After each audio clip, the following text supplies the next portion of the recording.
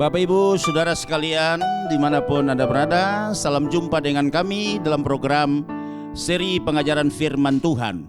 Sebelum itu kami sampaikan Shalom, salam sejahtera dari Rumah Pemulihan Segala Bangsa, The House of Restoration for All Nations, yang terletak di Desa Kembe 1, Kabupaten Minahasa, Sulawesi Utara. Baik, pada hari ini kita akan masuk dalam seri pengajaran kita masih dalam tokoh Yohanes Pembaptis seri yang keempat. Dan sebagai ayat pokok kita akan baca dalam Injil Matius pasal yang ke-11 ayat 2 sampai dengan ayat yang ke-15. Demikian bunyinya. Di dalam penjara Yohanes mendengar tentang pekerjaan Kristus, lalu menyuruh murid-muridnya bertanya kepadanya, "Engkaukah yang akan datang itu, atau haruskah kami menantikan orang lain?" Yesus menjawab mereka, "Pergilah dan katakanlah kepada Yohanes apa yang kamu dengar dan kamu lihat. Orang buta melihat, orang lumpuh berjalan, orang kusta menjadi tahir, orang tuli mendengar, orang mati dibangkitkan, dan kepada orang miskin diberitakan kabar baik. Dan berbahagialah orang yang tidak menjadi kecewa dan menolak aku." Setelah murid-muridnya Yohanes pergi, mulailah Yesus berbicara kepada orang banyak itu tentang Yohanes. "Untuk apakah kamu pergi ke padang gurun, melihat bulu yang digoyangkan angin kian kemari? Atau untuk apakah kamu pergi melihat orang yang berpakaian halus? Orang yang berpakaian halus itu tempatnya di istana raja. Jadi untuk apakah kamu pergi melihat nabi? Benar, dan aku berkata kepadamu, bahkan lebih daripada nabi. Karena tentang dia ada tertulis, lihatlah aku menyuruh utusanku mendahului engkau. Ia akan mempersiapkan jalan bagimu di hadapanmu. Aku berkata kepadamu, sesungguhnya di antara mereka yang dilahirkan oleh perempuan tidak pernah tampil seorang lebih besar daripada Yohanes Pembaptis, namun yang terkecil dalam kerajaan surga lebih besar daripadanya." Sejak tampilnya Yohanes Pembaptis hingga sekarang, kerajaan surga diserong dan orang yang menyerongnya mencoba menguasainya. Sebab semua nabi dan kitab Taurat bernubuat hingga tampilnya Yohanes. Dan jika kamu mau menerimanya, ialah Elia akan datang gitu. Siapa bertelinga, hendaklah ia mendengar. Demikian pembacaan ayat pokok kita dengan tema Yohanes Pembaptis pada seri yang keempat. Yohanes, seperti apa yang saya sudah katakan pada pertemuan kita beberapa minggu yang lalu, adalah seorang nazir Allah.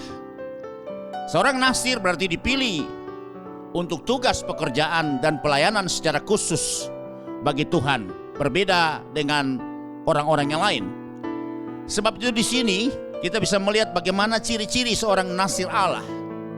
Yang pertama, kelahirannya adalah ajaib karena Elizabeth mandul. Itu kita bisa baca di dalam Injil Lukas pasal yang pertama ayat 5 sampai dengan ayat yang ke-7. Pada zaman Herodes Raja Yudea, ada seorang imam yang bernama Zakaria dari rombongan Abia. Istrinya juga berasal dari keturunan Harun, namanya Elizabeth. Keduanya adalah orang benar di hadapan Allah dan hidup menurut segala perintah dan ketetapan Tuhan dengan tidak bercacat. Tetapi mereka tidak mempunyai anak sebab Elizabeth mandul dan keduanya telah lanjut umurnya. Salah satu tanda kenasiran daripada Yohanes, kita tahu bahwa kelahirannya itu ajaib. Kenapa? Karena Elizabeth atau mamanya, ibunya adalah mandul. Demikian juga seorang nazir Allah yang juga dicatat di dalam kitab Hakim-Hakim pasal yang ke-13. Kita tahu Simson, bapaknya bernama Manoah, dan istri Manoah itu Alkitab mencatat dia adalah mandul. Dan kemudian Tuhan memberkati kandungannya dan dia bisa hamil dan melahirkan seorang nazir Allah yang kita tahu bernama Simson, yang luar biasa kekuatannya, dan dia bisa menjadi andalannya bangsa Israel pada saat itu. Demikian juga kita bisa melihat kelahiran yang diberitakan mengenai kelahiran Yohanes itu oleh malaikat Gabriel, adalah utusan Allah kepada Zakaria. Dan ini merupakan tanda kenasiran daripada seorang ketika dia diberitakan oleh Tuhan sendiri kepada orang tuanya. Dan itu kita baca dalam Injil Lukas pasal yang pertama ayat 11 dan yang ke-19. Demikian bunyinya. Maka tampaklah kepada Sakaria seorang malaikat Tuhan berdiri sebelah kanan mezbah pembakaran ukupan. Karena ketika itu ya Sakaria mendapat giliran karena dia dari rombongan Abia untuk bisa melayani di dalam Bait Allah yang saat itu terletak di kota Yerusalem. Dan kita lihat di sini bahwa malaikat Tuhan sebagai utusan Allah dikirim untuk berbicara langsung dengan Sakaria. Itu adalah ayah daripada Yohanes. Dan jawab malaikat itu kepadanya, "Akulah Gabriel yang melayani Allah, dan aku telah diutus untuk berbicara dengan engkau dan untuk menyampaikan kabar baik ini kepadamu." Dan kita lihat di sini, itulah tanda kenasiran yang kedua dari seorang Yohanes. Kelahirannya ajaib, kemudian kelahirannya sudah diberitahukan oleh utusan Tuhan malaikat Gabriel, seperti juga Yesus ketika diberitahukan kepada Maria dan Yusuf bahwa Gabriel juga yang ditugaskan oleh Bapa untuk datang menyampaikan ini kepada Yusuf dan Maria dan juga memberikan nama Yesus. Dan kita lihat di sini tanda kenasiran yang ketiga, bahwa Tuhan langsung memberikan nama kepada anak nanti yang dilahirkan oleh Elizabeth. Namanya adalah Yohanes, yang tertulis dalam Injil Lukas pasal yang pertama ayat yang ke-13.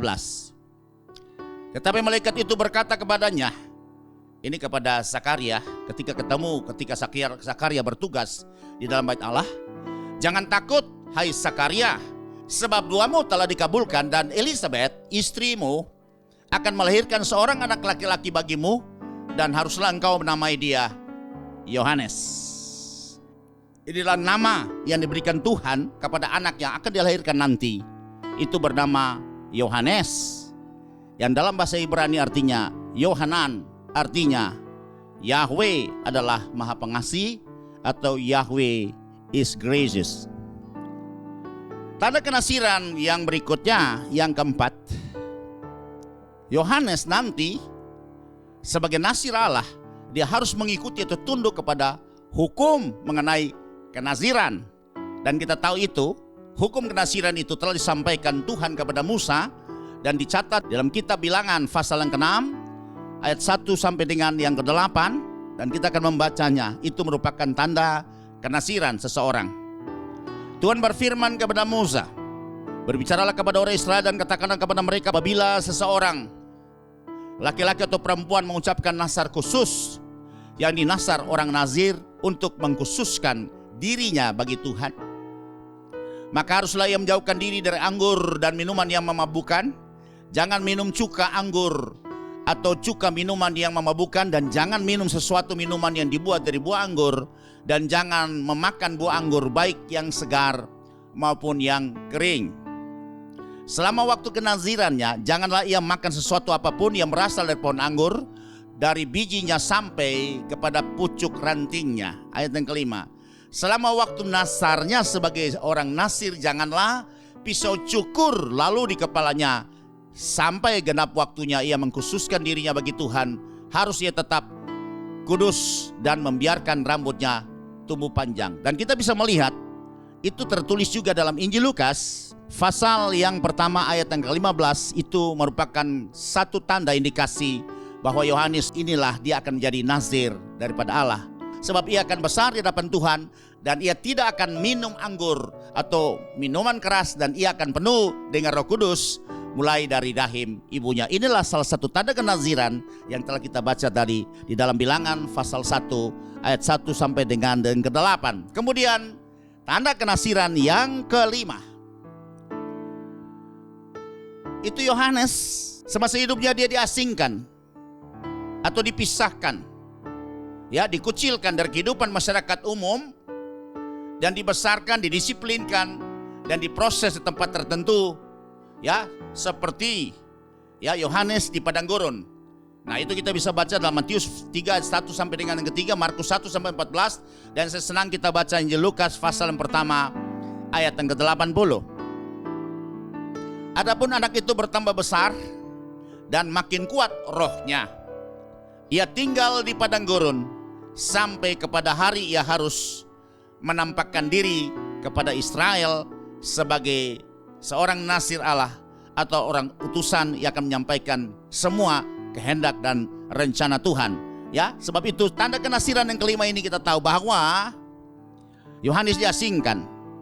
Dan pada umumnya mereka yang diasingkan itu di padang gurun, mereka akan tinggal di gua-gua. Mereka menyendiri, kemudian mereka selalu menanti-nantikan Tuhan.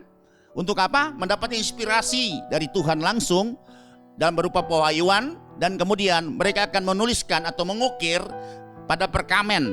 Katakanlah wadah yang dipersiapkan itu dari kulit binatang, baik domba maupun keledai atau unta. Atau batu yang dipahatkan di sana. Nah, ini buktinya.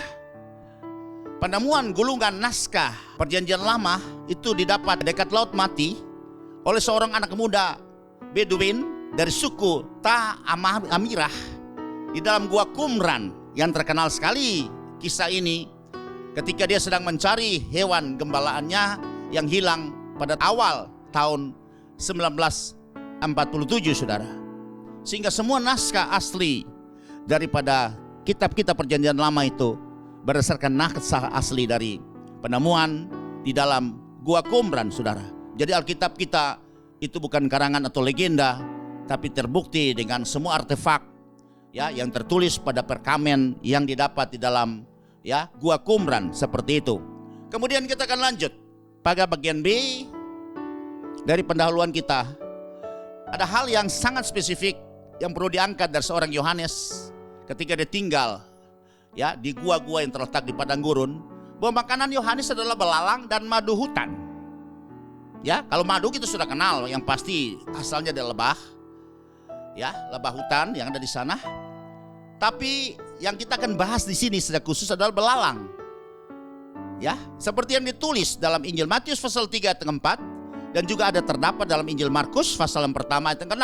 Kita akan baca Matius 3 ayat 4. Yohanes memakai jubah bulu unta dan ikat pinggang kulit, dan makanannya belalang dan madu hutan. Yang lalu sudah kita pelajari ada kemiripan Yohanes dengan Elia juga dalam 2 Raja-Raja pasal yang pertama ayat yang ke-8 itu juga dikatakan bahwa Elia juga memakai jubah dari kulit binatang, dan kita lihat di sini Yohanes yang sama juga memakai jubah dari kulit unta dan ikat pinggang dari kulit. Kemudian hal yang perlu kita bahas bersama sini adalah adakah makanannya itu apakah belalang itu. Nah, di sini kita bisa melihat ada beberapa contoh.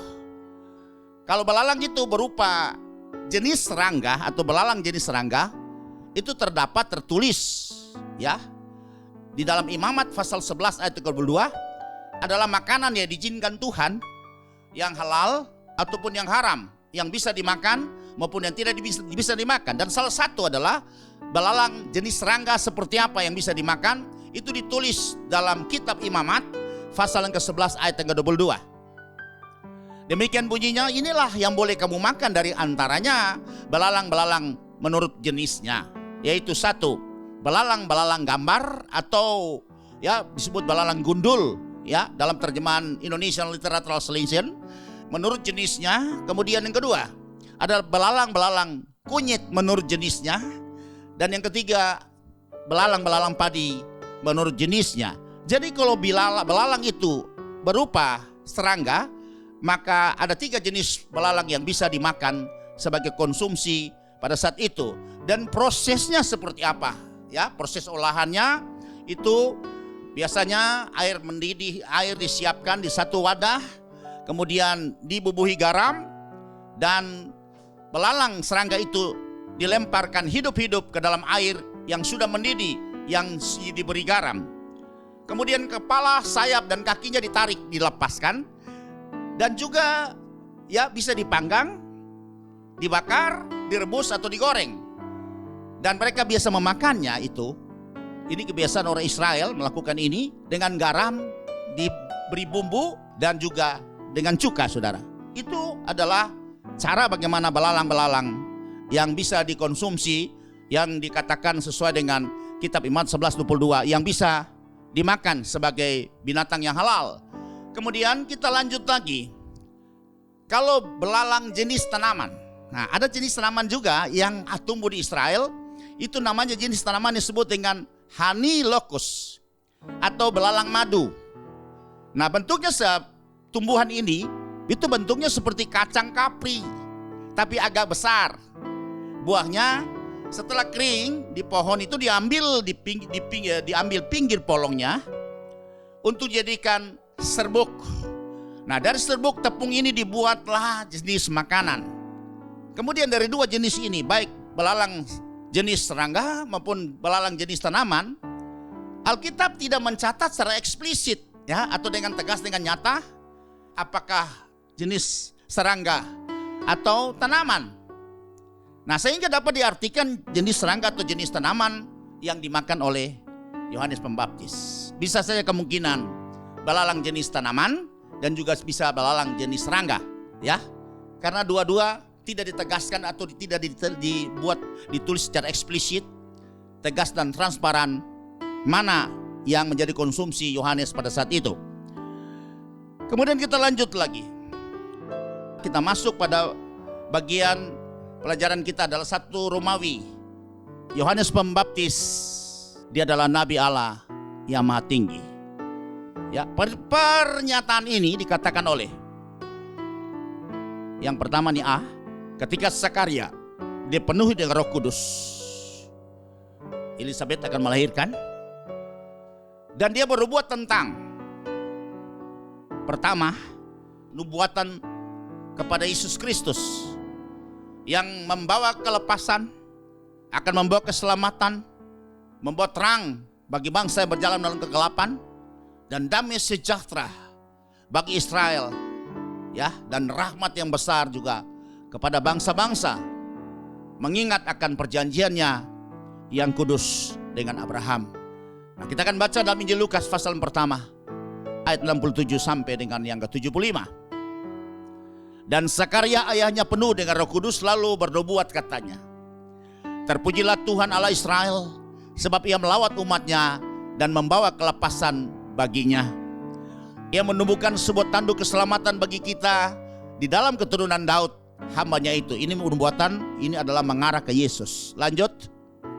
Seperti yang telah difirmankannya sejak purbakala oleh mulut nabi-nabinya yang kudus, untuk melepaskan kita dari musuh-musuh kita dan dari tangan semua orang yang membenci kita, untuk menunjukkan rahmatnya kepada nenek moyang kita dan mengingat akan perjanjiannya yang kudus. Dengan siapa? Yaitu sumpah yang diucapkannya kepada Abraham, kepada leluhur kita, bahwa ia mengaruniai kita supaya kita terlepas dari tangan musuh, dapat beribadah kepadanya tanpa takut dalam kekudusan dan kebenaran di hadapannya seumur hidup kita. Itulah nyanyian Zakaria, dia bernubuat dalam bentuk profetik itu seperti itu. Dan ini meneguhkan perjanjian yang pernah Tuhan ikrarkan dengan Bapak Abraham yang tertulis dalam Kitab Kejadian pasal yang ke-22 ayat 16 sampai dengan yang ke-18. Katanya, aku bersumpah demi diriku sendiri, demikianlah firman Tuhan, karena kau telah berbuat demikian. Karena waktu Abraham ditantang mempersembahkan Ishak, dan Abraham dengan tidak segan-segan, ya, dengan rela hati menyerahkan Ishak tanpa keberatan hati. Hanya Tuhan kagum terhadap iman Abraham, ketaatan Abraham, dan Tuhan berkata dan Tuhan bersumpah demi dirinya sendiri, karena engkau telah berbuat demikian, mempersembahkan Ishak, dan engkau tidak segan-segan untuk menyerahkannya, ya, anakmu yang tunggal kepadaku. Ayat 17. Maka aku akan memberkati engkau berlimpah-limpah dan membuat keturunanmu sangat banyak seperti bintang di langit dan seperti pasir tepi laut, dan keturunanmu itu akan menduduki kota-kota musuhnya. Lanjut. Demikian, ya, sudah perhatikan 18 ini. Oleh keturunanmu lah semua bangsa di bumi akan mendapat berkat, karena engkau telah, ya, mendengarkan firmanku. Dan buatan ayat 18 dari Kejadian 22 ini itu adalah bernubuat mengenai kehadiran Yesus kemudian, ya. Nah, sebab itu saudara lihat di sini. Jadi nubuatan yang disampaikan oleh Sakaria ketika dipenuhi Roh Kudus itu bicara mengenai Yesus Kristus. Ia akan membawa keselamatan, kelepasan bagi bangsa Israel khususnya, dan juga pada umumnya bagi bangsa-bangsa yang lain.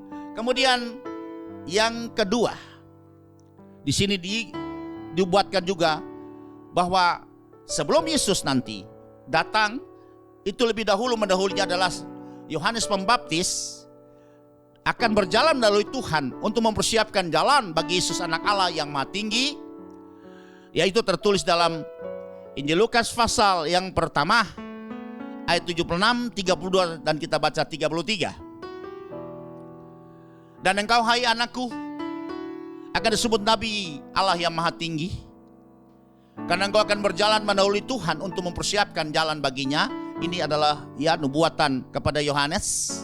Dan itu disampaikan oleh Sakaria yang dipenuhi Roh Kudus dan dia bernubuat. Jadi Yohanes disebut dengan Nabi Allah yang maha tinggi karena dia akan mempersiapkan jalan mendahului Tuhan untuk mempersiapkan jalan bagi anak Allah yang maha tinggi. Kita akan baca dalam ayat yang ke-32 sampai 33. Ia akan menjadi besar dan akan disebut anak Allah yang maha tinggi, yaitu Yesus. Karena Yohanes mempersiapkan jalan bagi Yesus, dan Tuhan Allah akan mengaruniakan kepadanya tahta Daud, bapa leluhurnya, 33. Dan dia akan menjadi raja atas kaum keturunan Yakub sampai selama-lamanya, dan kerajaannya tidak akan berkesudahan. Sebab itu sudah perhatikan di sini. Sakaria bernubuat mengenai satu, kedatangan Yesus. Yang kedua mengenai Yohanes Pembaptis. Kemudian di sini juga kita bisa melihat Yesus juga berbicara kepada orang banyak itu tentang Yohanes Pembaptis, bahwa dia lebih besar daripada nabi-nabi sebelumnya. Ya, karena Yohanes Pembaptis nih, menurut para teolog, bahwa dia adalah nabi yang terakhir dari perjanjian lama sesudah Maliaki. Dengan kurun waktu Tuhan tidak bicara kepada umatnya. Ya, masa keheningan itu diperkirakan kurang lebih 400 tahun atau 400 years of silence. Ya, jadi 400 tahun ini Tuhan tidak berbicara. Dan kita bisa baca dalam Injil Matius pasal yang ke-11 ayat 9 sampai dengan yang ke-11. Demikian bunyinya. Ini Tuhan Yesus yang berkata ya mengenai Yohanes. Jadi untuk apakah mau kamu pergi? Melihat nabi? Benar. Dan aku berkata kepadamu, bahkan lebih daripada nabi. Artinya Yohanes seorang nabi di atas nabi. Ya, maka disebut dengan Nabi Allah yang maha tinggi. Dan kita baca selanjutnya ke-10. Karena tentang dia ada tertulis, lihatlah, aku menyuruh utusanku mendahului engkau. Ia akan mempersiapkan jalan bagimu di hadapanmu. Aku berkata kepadamu, sesungguhnya di antara mereka yang dilahirkan oleh perempuan tidak pernah tampil seorang yang lebih besar daripada Yohanes Pembaptis. Namun yang terkecil dalam kerajaan sorga lebih besar daripadanya. Demikian perkataan Tuhan Yesus mengenai siapakah pribadi kapasitas dari seorang Yohanes Pembaptis. Tuhan berkata, semua yang dilahirkan oleh perempuan tidak ada lebih besar daripada Yohanes. Haleluya, saudara. Berarti Yohanes itu orang yang hebat, yang luar biasa, yang dipersiapkan Tuhan untuk mempersiapkan jalan bagi Raja kemuliaan. Kita akan masuk pada bagian selanjutnya, yaitu bagian 2 Romawi.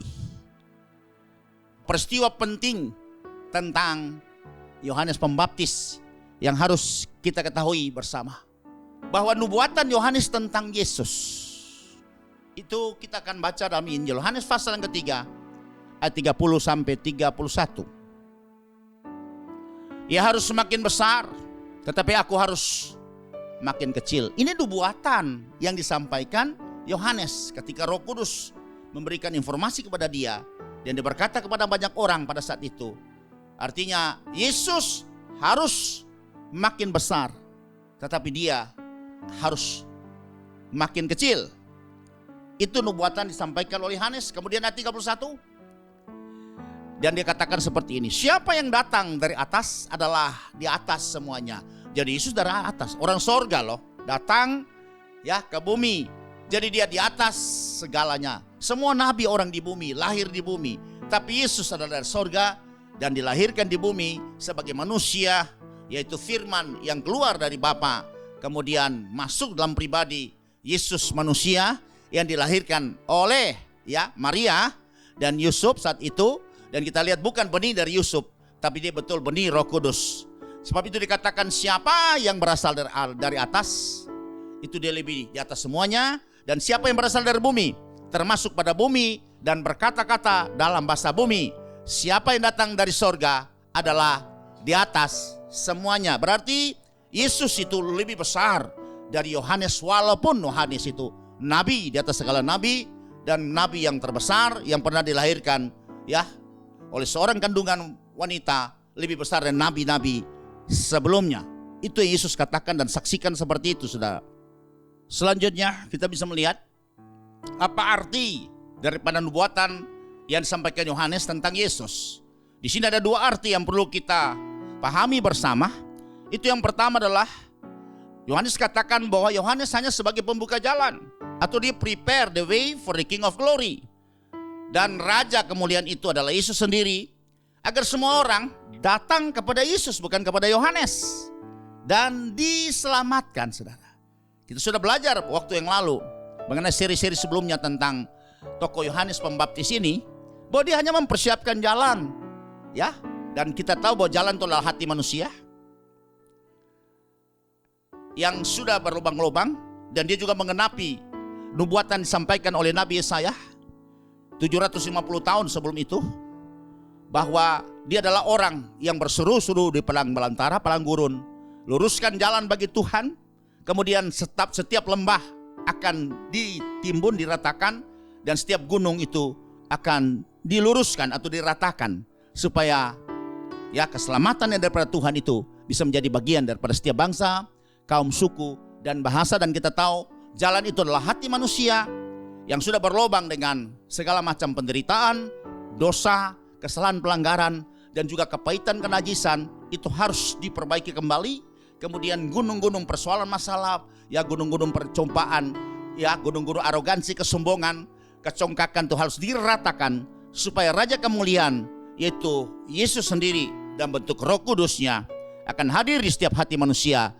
Dan itulah keselamatan yang sesungguhnya bagi setiap orang yang percaya kepada Yesus.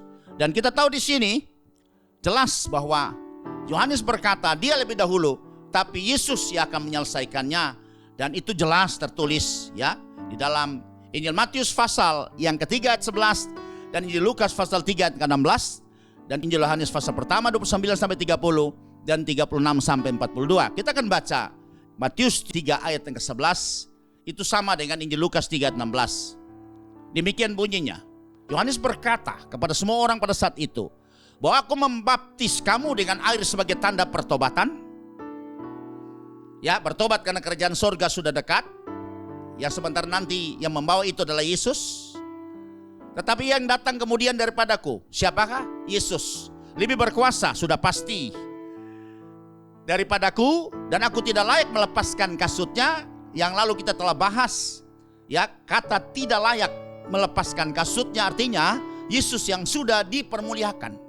Ya, kalau kita belajar Christ Evans, maka ada dua hal mengenai ya Kristus itu. Yang pertama adalah humiliation of Christ, atau perendahan, ya, penghinaan Kristus. Antara lain adalah lahir dalam kehinaan, ya, yang aion jadi kronos, yang tidak terbatas jadi terbatas. Kemudian mati juga terhina sebagai orang terkutuk yang digantung di atas kayu salib di Bukit Golgota demi menebus saudara dan saya, dan juga membuka materai perjanjian baru. Kemudian yang ketiga dikuburkan juga, dikubur Yusuf Arimatia. Ini adalah penghinaan Kristus. Kemudian yang kedua kita akan masuk disebut dengan exaltation of Christ, atau pemuliaan, pengagungan Kristus. Itu adalah mulai bangkit dan antara orang mati dan tidak pernah mati lagi. Maut tidak bisa mengalahkannya, atau maut telah dikalahkannya. Kemudian yang kedua, dia naik ke sorga dalam kemuliaan. Kemudian duduk memerintah bersama dengan Bapa di sorga di sebelah kanan. Dan kemudian dia berdoa syafaat untuk kita. dan kemudian juga membela kita terhadap tuduhan iblis di hadapan Bapa di sorga.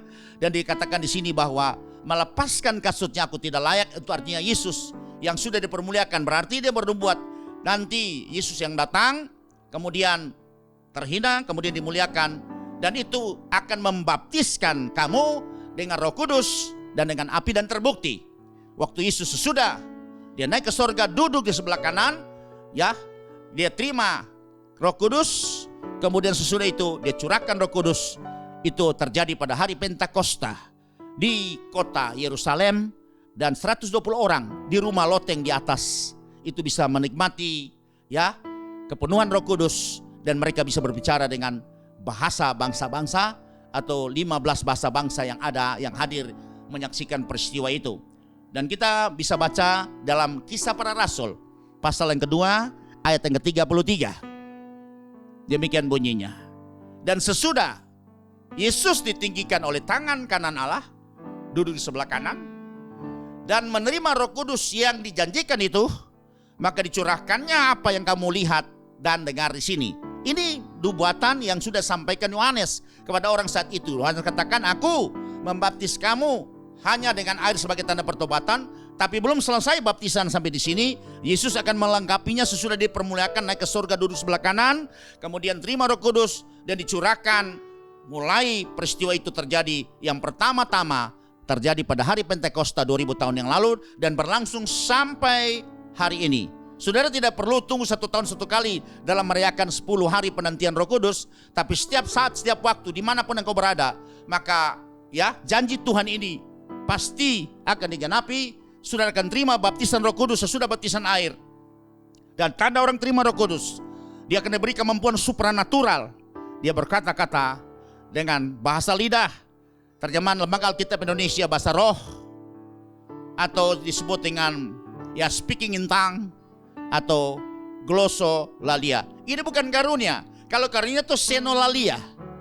Tapi baptisan Roh Kudus tanda di mana penggenapan daripada nubuatan ini, yang tertulis dalam Matius 3 ayat ke-11 dan Lukas 3 ayat 16, bahwa setiap orang percaya pasti menerima Roh Kudus di dalam hatinya yang sudah dibersihkan, yang sudah dibaharui, yang sudah diluruskan, ya, maka tandanya dia akan berkata-kata, diberi kemampuan berkata-kata dengan bahasa lidah atau bahasa roh atau bahasa ya yang lain, disebut dengan glossolalia, bukan senolalia. Ini bukan karunia tetapi dorea, ya, anugerah yang diberikan kepada semua orang. Dan bukti juga penggenapan yang tertulis dalam kitab Nabi Yoel pasal yang kedua ayat yang ke-29 dan 30. Itu juga sudah lihat bagaimana Petrus pada hari Pentakosta tampil dan dia berkhotbah, ya, yang tertulis dalam Kisah Rasul pasal yang kedua. Itu penggenapan Yoel ayat yang ke-16. Tetapi itulah yang difirmankan Allah dengan perantaraan Nabi Yoel ayat 17, akan terjadi pada hari-hari terakhir. Demikianlah firman Tuhan. Berarti penggenapan itu terjadi pada hari Pentakosta, bahwa aku akan mencurahkan Rohku ke atas semua manusia. Perhatikan, ya, kata semua manusia. Jadi Roh Kudus diberikan kepada semua manusia, berbeda dengan perjanjian lama itu kepada orang-orang yang khusus, ya, orang-orang pilihan khusus dalam tugas-tugas pelayanan yang khusus, seperti nabi diberikan, kemudian raja, kemudian imam, kemudian juga orang-orang yang mendapat tugas pelayanan khusus seperti Bezalel, Oholiab dalam membangun tabernakel, baru mereka akan curahkan Roh Kudus. Tapi untuk perjanjian baru janjinya, karena penggenapan Yoel ini jelas bahwa Tuhan akan mencurahkan Roh Kudusnya ke atas semua manusia. Ya, maka anak-anakmu laki-laki dan perempuan akan bernubuat, mereka berbicara dalam bahasa yang baru. Dan teruna-terunamu akan mendapat penglihatan-penglihatan, dan orang-orangmu yang tua akan mendapat mimpi. Lanjut ayat yang ke-18. Juga ke atas hamba-hambaku laki-laki dan perempuan akan kucurahkan Rohku pada hari-hari itu, dan mereka akan bernubuat. Ini janji yang disampaikan lewat Nabi Yoel dan digenapi pada hari Pentakosta dan berlangsung sampai hari ini. Saya ulangin lagi, kita tidak perlu tunggu 10 hari. Kalau kita ada tunggu 10 hari setiap tahun itu dalam memperingati, silakan. Tapi bukan kita tunggu 10 hari. Karena Natal tidak ditunggu, kemudian Paskah juga tidak ditunggu. Karena itu sudah terjadi, hanya memperingati. Begitu juga ketuangan Roh Kudus itu, kita memperingatinya saja. Tapi untuk penggenapan nubuatan ini, itu setiap waktu. Ya, anytime, anywhere, dimanapun berada. Ya, dengan cara menumpangkan tangan, maka orang pasti akan menerima Roh Kudus dalam hatinya. Kalau hatinya sudah dibersihkan, ditahirkan, dan tanda dia akan berkata-kata dengan bahasa lidah atau glossolalia atau speaking in tongue. Dan ini adalah dorea, bukan karisma. Kalau perhatikan, ini dorea anugerah berlaku umum semua orang. Kalau karisma berlaku khusus, ya. Makanya ada 9 karunia itu yang kita tahu persis dalam surat 1 Korintus itu ada 9 karunia, itu namanya karismata. Ya, karena jamak dari kata karisma yang tunggal. Kita lanjut lagi. Supaya kita bisa mengerti betapa ada satu janji yang harus kita terima. Ya, ada sesuatu yang sangat istimewa yang terima kepada setiap orang percaya. Ya, dengar bahwa untuk perjanjian baru, karya Roh Kudus itu kepada semua orang percaya, bukan seperti zaman perjanjian lalu yang sangat terbatas, hanya orang-orang khusus. Saya ulangi lagi sekali lagi. Tapi untuk perjanjian baru, menyangkut dengan juga penggenapan Yoel tadi, pasal yang kedua, ayat 28-29, itu Petrus berkhotbah lagi diulangi pada Kisah Rasul pasal 2, ayat yang ke-16 sampai dengan 18. Nah, demikian seperti itu saudara. Dan kita bisa baca sekarang juga dalam Injil Yohanes pasal yang pertama 29 sampai 30, dan kita lanjut dengan 36 sampai dengan 42. Bagaimana ya Yohanes hanya sebagai pembuka jalan bagi Yesus agar semua orang datang kepadanya untuk diselamatkan. Yohanes pembuka jalan memperkenalkan Yesus kepada semua orang saat itu, supaya orang bisa datang kepadanya dan diselamatkan, karena keselamatan hanya ada satu-satunya di dalam Yesus Kristus. Seperti yang ditulis dalam ya Kisah Rasul pasal yang keempat ayat 13, bahwa dan keselamatan tidak dalam siapapun di bawah kolong langit ini, tidak ada nama lain yang diberikan kepada manusia yang olehnya kita bisa diselamatkan selain di dalam nama Tuhan Yesus.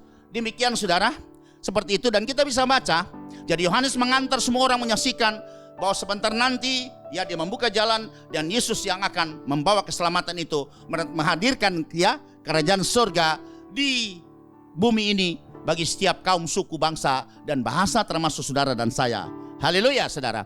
Kita baca dalam Yohanes pasal pertama ayat 29 sampai 30. Jadi Yohanes bersaksi tentang Yesus.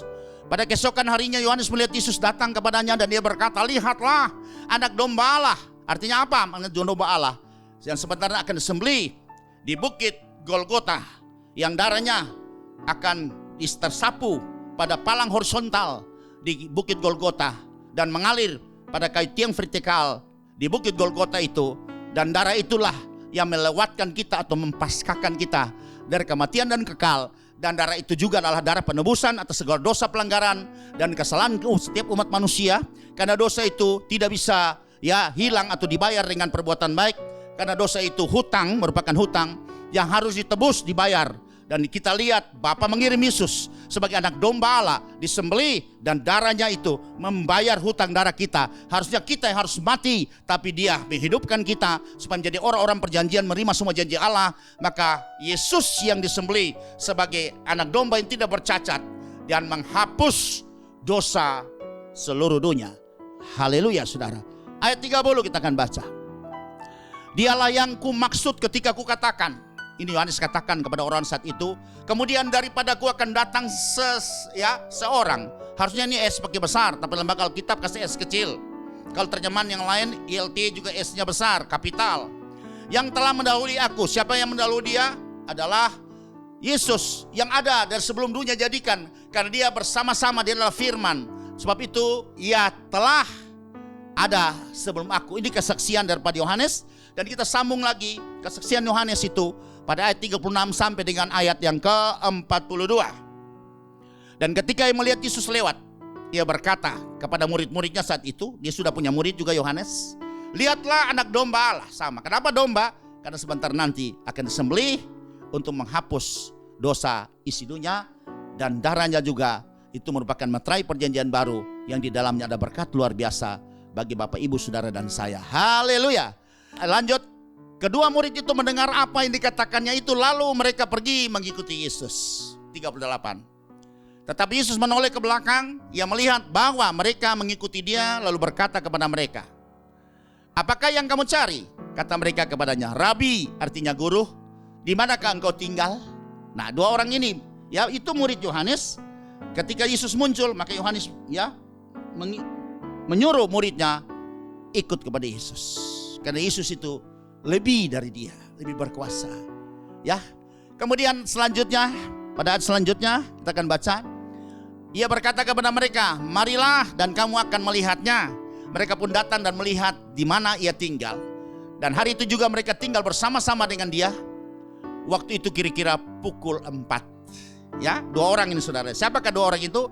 Salah seorang dari keduanya yang mendengar perkataan Yohanes lalu mengikuti Yesus adalah Andreas, saudara Simon Petrus. Ini merupakan murid Yesus yang pertama ketika Yesus panggil Andreas, yang sedang bekerja bersama ayahnya, ya, lagi membenahi ya jala, kemudian membersihkan perahunya di pinggir pantai, saudara. Haleluya. Ayat selanjutnya pada 41, Andreas mula-mula bertemu dengan Simon saudaranya, dan dia berkata kepadanya, kami telah menemukan Mesias. Ya, artinya Kristus atau Kristos, artinya yang diurapi oleh Tuhan. Ayat 42, ia membawanya kepada Yesus lalu memandang dia dan berkata, engkau Simon anak Yohanes, engkau akan dinamakan Kefas, artinya Petrus, saudara. Jadi berarti murid pertama dari Tuhan Yesus yang juga menjadi rasulnya adalah Andreas. Kemudian Andreas memanggil ya kakaknya, saudaranya, yaitu Simon, ya, anak Yohanes, engkau akan dinamakan Kefas. Jadi Simon itu dalam bahasa Ibrani, tapi Kefas itu dalam bahasa Aramaik, ya, yang juga dalam bahasa Yunani disebut dengan Petrus atau Petros. Itu artinya kepingan kecil daripada batu, disebut dengan a fragment of a rock. Kalau batu itu sendiri adalah Petra. Ya, sebab itu saudara, ini berhubungan juga dengan ini Matius pasal 16 ayat 18 ya. Oke, kita lanjut lagi. Pada bagian yang kedua dari 2 Romawi A, dikatakan di sini bahwa pelayanan Yohanes akan berakhir. Yohanes sudah tahu karena dia sudah mendapat informasi ini dari Tuhan sendiri bahwa pelayanan dia akan berakhir. Dan panggilan tertinggi Yohanes adalah martir. Sebab ini kita bisa baca juga. Dan dia berbuat seperti ini pada Injil Yohanes pasal yang ketiga ayat yang ke-30. Demikian bunyinya. Ia harus makin besar. Siapakah ia? Yesus. Tetapi aku harus makin kecil. Yohanes. Jadi artinya Yesus semakin hari semakin besar. Ketika Yohanes menyaksikan Yesus, Yohanes semakin hari semakin dikecilkan. Kemudian ya, semakin hari juga dikurangi kegiatannya. Dan karya terakhir kali ketika dia di penjara. Dan situ akhir daripada pelayanan Yohanes. Karena dari penjara itu kemudian akhirnya dipancung kepalanya. Ini arti nubuatan daripada ayat ini yang juga disampaikan oleh Yohanes. Ini mengandung makna bahwa pelayanan Yohanes akan berakhir. Dan panggilan tertinggi Yohanes adalah dia mati sebagai martir atas kebenaran yang disampaikan kepada Raja Herodes waktu itu. Karena Herodes Antipas mengambil istri saudaranya Filipus, yaitu Herodias, menjadi istrinya. Dan kita tahu pada ulang tahun Herodes mengundang semua ya pembesar-pembesar bangsa-bangsa saat itu hadir. Dan anak daripada Herodias menari. Dan akhirnya Herodes berkata, apa yang kau minta akan aku beri. Dan atas hasutan mamanya itu Herodias, karena dia sakit hati terhadap Yohanes yang begitu ya secara tegas menemplak dia ya di depan semua orang saat itu, bahwa Herodes mengambil istri saudaranya, sehingga hasutan dari Herodias kepada anaknya meminta kepala Yohanes Pembaptis. Dan pada saat itu Yohanes Pembaptis dipancung, saudara, dan berakhirlah tugas kenabian daripada seorang Yohanes Pembaptis yang sudah dinubuatkan bahwa ia harus semakin besar dan aku harus semakin kecil. Kemudian kita masuk pada bagian selanjutnya. Peristiwa penting tentang seorang Yohanes, nabi di atas segala nabi. Seorang nabi yang dilahirkan seorang perempuan tidak lebih besar dari Yohanes. Tapi saudara perhatikan di sini bagian B ini yang perlu kita perhatikan. Ternyata Alkitab mencatat seorang Yohanes Pembaptis yang begitu luar biasa pengurapannya, nabi di atas segala nabi, juga sempat kecewa dan meragukan Yesus yang adalah Mesias atau Kristus yang telah datang. Kita bisa baca dalam Injil Matius pasal yang ke-11. Ayat 2 sampai dengan ayat yang ke-6. Demikian bunyinya. Di dalam penjara, Yohanes mendengar tentang pekerjaan Kristus. Lalu menyuruh murid-muridnya bertanya kepadanya, "Engkaukah yang akan datang itu atau haruskah kami menantikan orang lain?" Sudah bisa bayangkan loh, dalam tekanan luar biasa, dalam ketidakpastian, ya, Yohanes mulai ragu-ragu mengenai Yesus yang datang sebagai Mesias, sebagai yang diurapi, sebagai Mesaya, sebagai Kristus. Padahal dia bernubuat sendiri tentang Yesus, siapakah Yesus itu. Dia bersaksi sendiri tentang Yesus. Tapi dalam situasi seperti ini sudah lihat, seorang nabi besar pun dia bisa ragu-ragu tentang Yesus yang datang sebagai Mesias. Dan dia kecewa, saudara. Ya, seperti dikatakan, dia suruh kepada murid-muridnya pergi, tanyakan kepada Yesus, apakah dia Mesias yang kita nantikan itu? Padahal sudah sebut pada saat itu, yang kita sudah baca tadi dalam Injil Yohanes pasal pertama 29. Lihat anak domba Allah, penghapus dosa dunia. Itu pengurapan, ilham roh yang diberikan, ya, Bapa kepada Yohanes untuk berkata kepada Yesus. Dalam kitab mencatat bahwa mereka berdua walaupun sepupu yang kedua, tapi tidak saling kenal, karena tinggal mereka satu di selatan, satu di utara, dan sering tidak ketemuan. Ya, karena masing-masing dengan tugas. Yohanes sudah diasingkan di padang gurun, dan Yesus sendiri juga ada, ya, di Nazaret, di wilayah Galilea, jauh dari Yudea. Sebab itu mereka jarang ketemu, kecuali 1 tahun 1 kali dalam rangka mereka merayakan Paskah Musa. Dia tidak kenal siapakah Yesus, tapi Roh Kudus yang ada pada dia itu memberitahu. Ketika Yohanes melihat Yesus lewat dari jauh, dikatakan, "Lihat anak domba Allah penghapus dosa dunia." Tapi dalam situasi seperti ini, ketika dalam penjara, saudara, dia mulai timbul keraguan-raguan mengenai Yesus adalah Mesias, saudara. Haleluya, saudara, perhatikan ya. Sebab itu, saudara, jangan saudara tetap manusia dalam keadaan lemah. Yohanes pun pernah takut.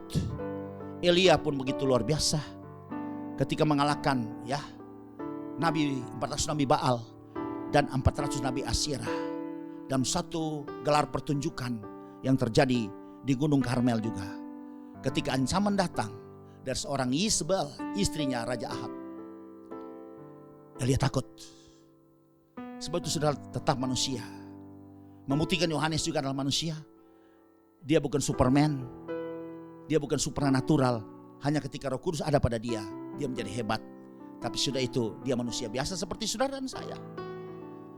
Sebab itu dia menyuruh murid-muridnya bertanya kepadanya, "Engkau yang akan datang itu, atau haruskah kami menantikan orang lain?" Saudara, pertanyaan yang luar biasa. Timbul keraguan-raguan dalam situasi yang seperti ini. Sudah lihat, saya percaya ini menjadi pelajaran buat kita semua. Siapapun kita, entah pendeta besar, dipakai tua luar biasa, atau kita pelayan, atau kita orang biasa, ya, apapun bisa terjadi seperti ini. Bisa dialami oleh siapapun juga dalam situasi yang seperti ini. Sebab itu kita belajar dari kisah ini. Bukan kebetulan ditampilkan seorang nabi besar di atas segala nabi. Ya, ia dilahirkan dari perempuan tidak ada lebih besar dari Yohanes Pembaptis. Tapi pernah ragu-ragu kembali mengenai siapakah Yesus itu. Apakah dia Mesias yang sedang kami tunggu? Dan Yohanes menjadi kecewa, saudara. Dia utus murid pergi untuk menanyakan siapakah Yesus itu. Kita baca ayat selanjutnya. Yesus menjawab mereka, kepada murid orang utusan ini, murid yang diutus, "Pergilah dan katakanlah kepada Yohanes apa yang kamu dengar dan kamu lihat. Orang buta melihat, orang lumpuh berjalan, orang kusta menjadi tahir, orang tuli mendengar, orang mati dibangkitkan, dan kepada orang miskin diberitakan kabar baik. Dan berbahagialah orang yang tidak menjadi kecewa dan menolak aku." Ini pesan daripada Tuhan Yesus kepada murid-murid yang diutus oleh Yohanes untuk kembali ke penjara dan memberitahukan siapakah Yesus itu, untuk meyakinkan Yohanes bahwa memang Yesus adalah Mesias. Yesus adalah Kristus yang diutus itu, yang sudah dipercayakan Yohanes sebagai pembuka jalan baginya. Sebab itu saudara perhatikan di sini. Kenapa Yohanes seorang nabi yang besar itu? Nabi Allah yang maha tinggi, nabi di atas segala nabi, sempat bisa kecewa dan meragukan Yesus sebagai Mesias yang telah datang itu. Mari kita lihat di sini ada 3 alasan kenapa Yohanes kecewa dan meragukan Yesus adalah Mesias. Yang pertama saudara, karena Yohanes mengalami penganiayaan yang sangat berat di penjara, sangat sadis di penjara. Ini penjara zaman purbakala saudara, sadis sekali penjara saat itu. Ya bisa saja dirantai, kakinya dirantai pakai rantai besi, tangannya dirantai, kemudian diikat dirantai pada tembok yang miring, dan cahaya itu sangat sedikit sekali, gelap gulita. Jadi maaf kata, mereka pipis dan juga di tempat itu saudara. Betapa jorok, memang diupayakan, memang dikondisikan bahwa orang itu akan mati secara bertahap, perlahan-lahan.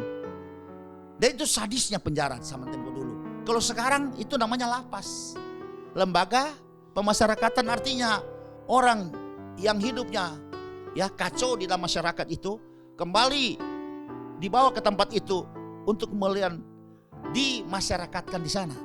Baik ketika dia sudah bisa dapat mengendalikan emosi dirinya, dia bisa kembali dikeluarkan kembali untuk bisa hidup di tengah-tengah masyarakat sebagai warga yang betul-betul bisa menyelesaikan dengan kehidupan masyarakat pada umumnya.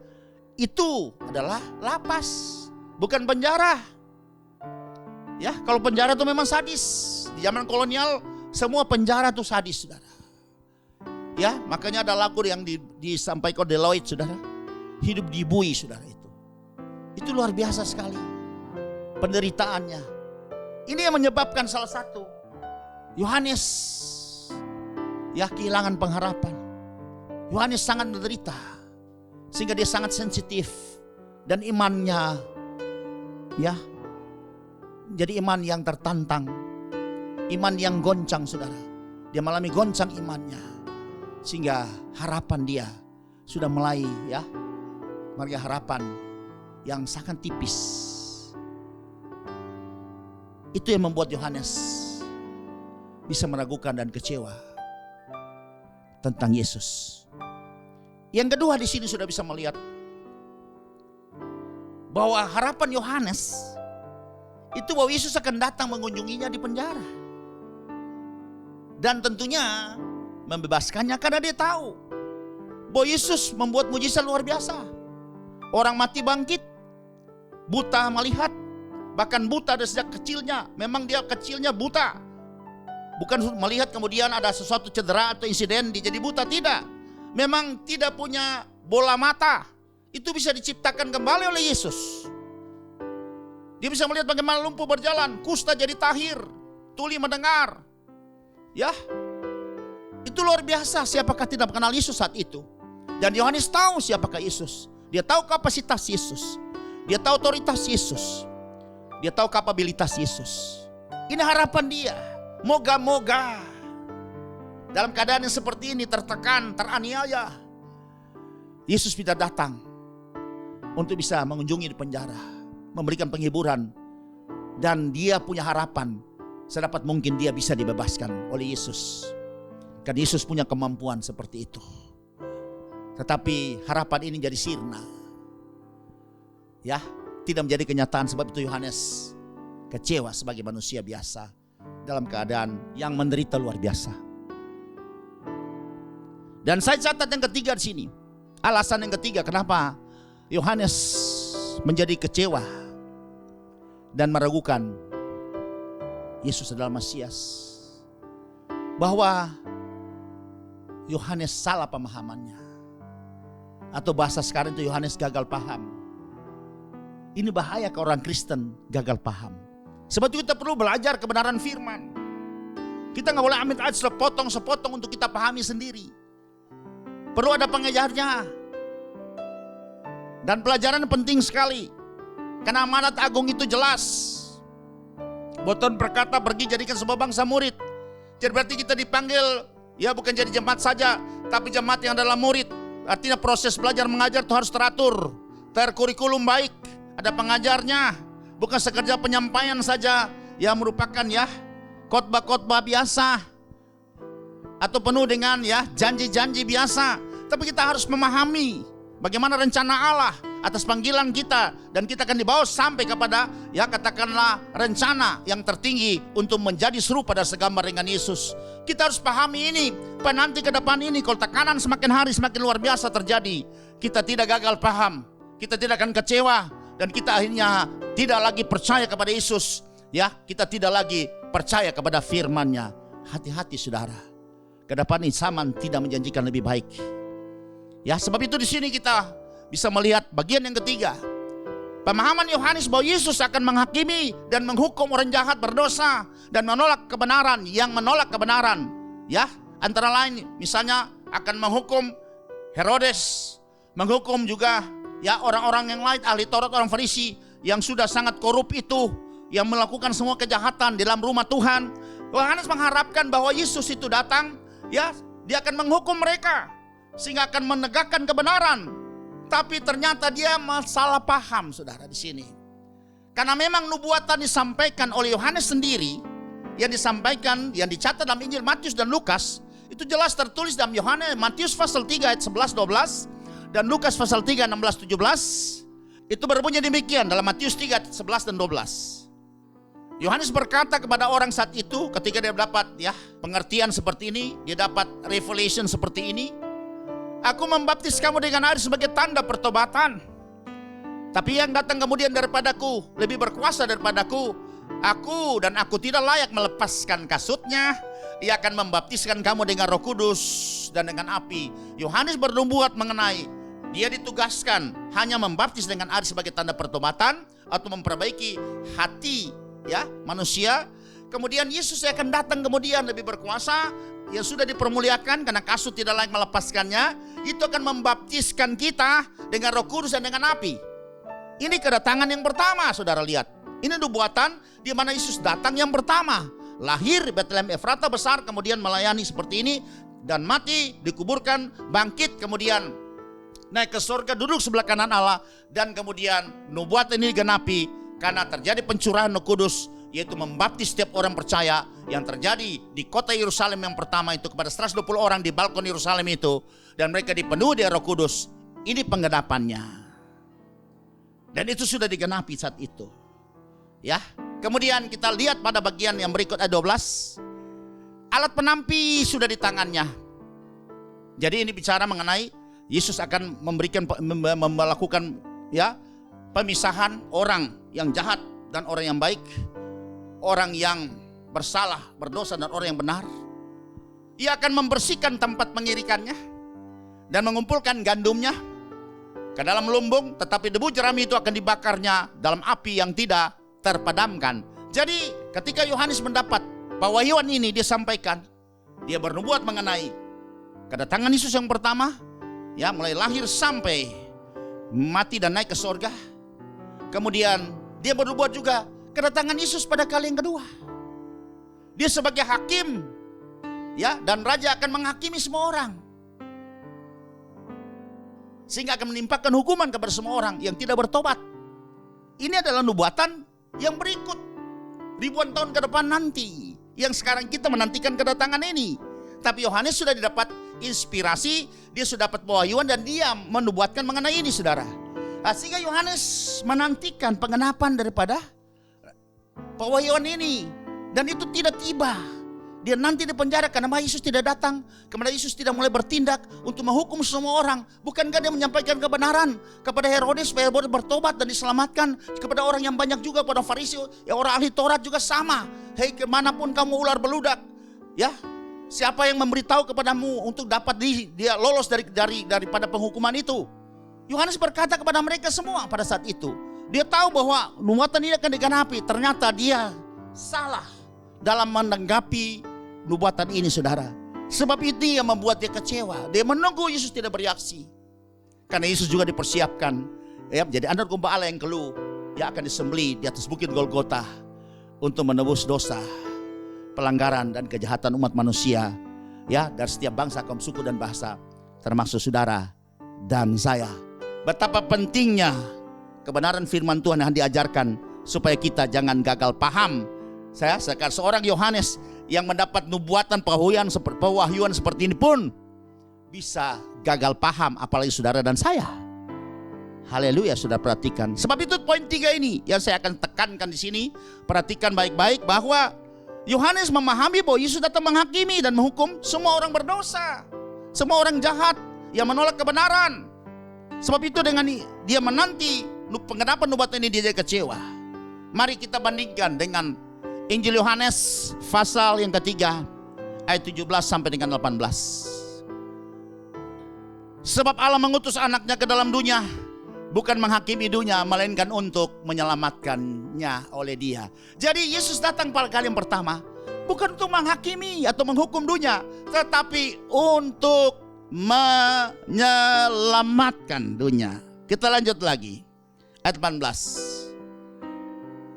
Barang siapa percaya kepadanya, ia tidak akan dihukum. Barang siapa tidak percaya, ia telah berada di bawah hukuman, sebab ia tidak percaya dalam nama Anak Tunggal Allah. Berarti di sini kesimpulannya, kenapa Yohanes kecewa dan meragukan ya Yesus adalah Mesias yang telah datang? Pertama, karena dia mengalami penderitaan luar biasa dalam penjara, disiksa begitu rupa. Kemudian harapan dia bahwa Yesus bisa datang mengunjunginya, berikan penghiburan dan melepaskan dia. Yang ketiga, dia gagal paham, dia salah memahami bahwa nubuatan disampaikan itu ternyata ada kedatangan Yesus yang pertama, tapi ada juga kedatangan Yesus yang kedua untuk menghukum dan menghakimi dunia. Haleluya. Akhirnya saudara, berbagilah orang yang bertahan sampai pada kesudahannya dan tidak menjadi kecewa dan menolak Yesus dan firman-Nya. Maranatha, Tuhan Yesus akan segera datang kembali. Amin. Berbahagialah setiap orang yang mendengarkan firman Tuhan, menyambutnya, menerimanya, menaruh dalam hatinya, dan melakukannya. Hanya dekat Allahku, rasa tenang hatiku, Kau sertai jalanku sepanjang hidupku. Hanya dekat Allahku, ada kekuatan baru, Kaulah perlindunganku, keselamatanku. Ku ingin selalu bersekutu denganmu, menikmati hadiratmu, biarkan rohmu tinggal dalam hidupku.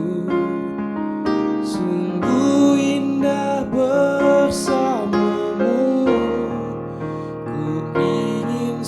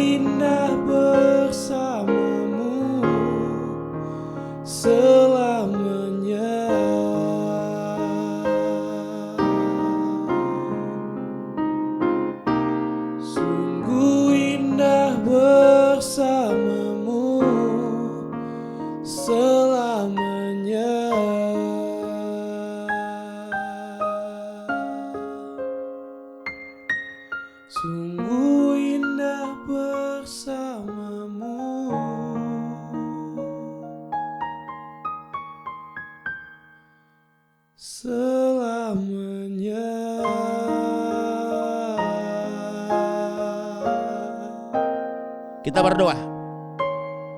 Bapa yang baik yang mengasihi kami dengan kasih yang kekal, hamba terbatas dalam menyampaikan firman ini.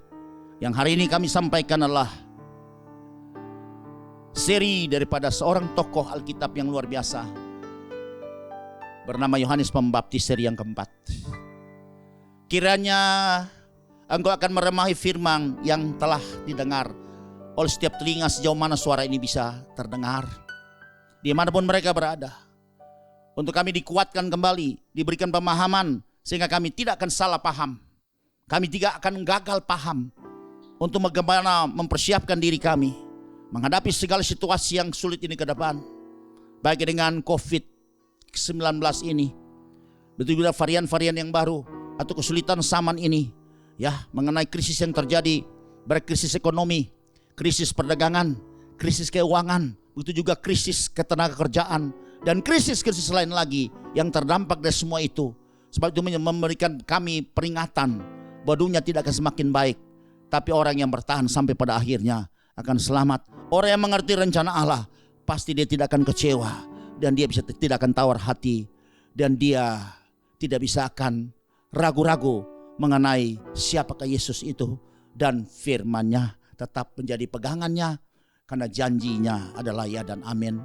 Kuatkan kami semua, biarlah kemana suara ini terdengar bisa dapat memberkati setiap orang. Bapa dalam sorga, hari ini biarlah berkat dari Bapa, Tuhan Yesus dan Roh Kudus jadi bagian kami semua. Sejauh mana suara ini terdengar kepada setiap kami yang sedang mengikuti program daripada seri pengajaran firman Tuhan saat ini. Haleluya. Kalau ada Tuhan pada saat ini punya masalah, berikan jalan keluar. Kalau ada yang sakit, berikan kesembuhan Tuhan. Ketika firman disampaikan, maka kesembuhan terjadi. Ketika firman disampaikan, yang punya masalah, yang punya persoalan akan mendapat jalan keluar. Ketika firman disampaikan, yang datang dengan beban berat akan diberikan kelegaan. Ketika firman disampaikan, maka ada jalan keluar yang baru. Ketika firman disampaikan, maka terjadi damai sejahtera yang berkelimpahan dalam setiap hati. Ketika firman disampaikan, ada keselamatan yang datang daripada Tuhan. Sebab itu Bapa dalam sorga, semua rancangan kuasa kegelapan di dalam roh yang akan merentangkan celaka atas kami, baik lewat bencana alam, kecelakaan lalu lintas, lewat tangan orang fasik, juga lewat virus, bakteri, kuman, terbaring rumah sakit, pisau operasi, tidak akan menimpa kami semua. Kami akan baik-baik keadaannya, sehat-sehat keadaannya, karena kami terlalu percaya Tuhan yang sumber damai sejahtera itu akan menguduskan kami seluruhnya. Baik roh kami, baik jiwa kami, baik tubuh kami tidak bercacat, terpelihara sempurna sampai Maranatha, Tuhan Yesus datang pada kali yang kedua. Di akhir pertemuan kami pada hari ini, dengan iman kami akan mengangkat tangan kami, dan kami siap menerima berkat yang datang daripada Bapa kami yang sungguh mengasihi kami. Saudara-saudaraku yang kekasih, terimalah kasih yang besar dari Bapamu yang sungguh mengasihi engkau, yang tidak pernah berkesudahan itu. Dan kasih karunia Tuhan Yesus membuat kita menjadi orang yang hebat, orang yang supranatural, orang yang bisa mendengar suara Tuhan, orang yang hidup di bawah kasih karunia, orang yang mampu akan mengalahkan segala sesuatunya, orang yang mampu menang atas semua pergumulan masalah. Dan Roh Kudus akan senantiasa menuntun kita, mengajar kita, memampukan kita untuk bisa melakukan seluruh kebenaran sampai Maranatha, Tuhan Yesus datang pada kali yang kedua.